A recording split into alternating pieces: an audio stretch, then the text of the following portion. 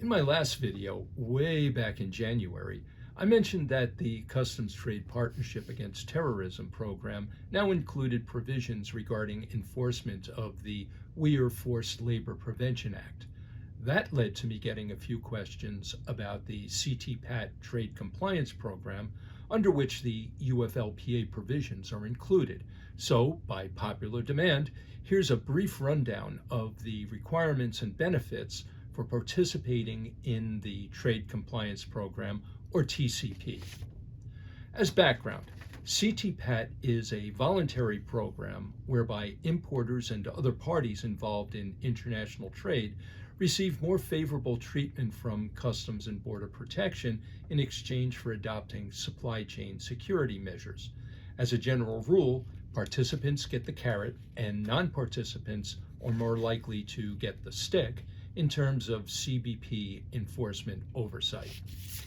While it started as a cargo security program, CTPAT was expanded to include the TCP a couple of years ago based on the old importer self-assessment program.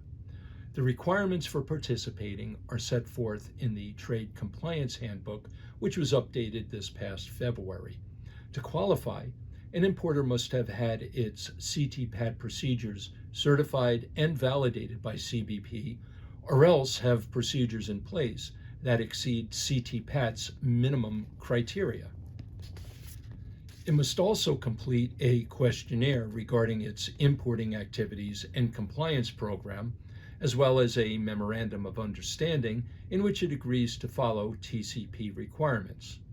Before getting into the substance, one benefit that I see in applying for the program right off the bat is preparation of the compliance questionnaire. In fact, even if a company decides not to apply, it's worthwhile for it to prepare a questionnaire response. The questionnaire provides fairly comprehensive coverage of most points that any customs compliance program should include. So, first of all, it provides a benchmark against which an importer can compare its own procedures.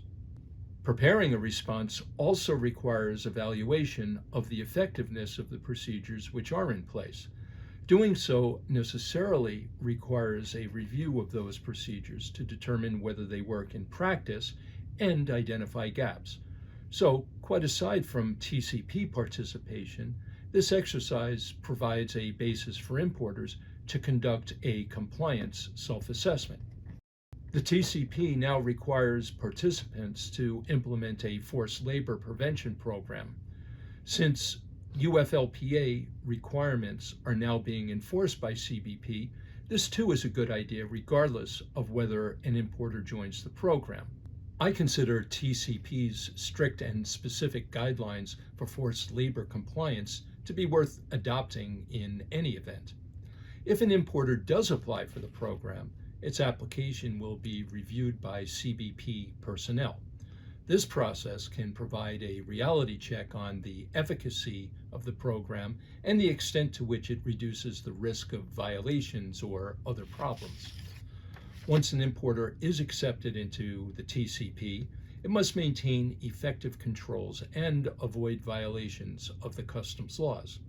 I don't see this as a particularly onerous part of the program, considering that these requirements already apply by application of law.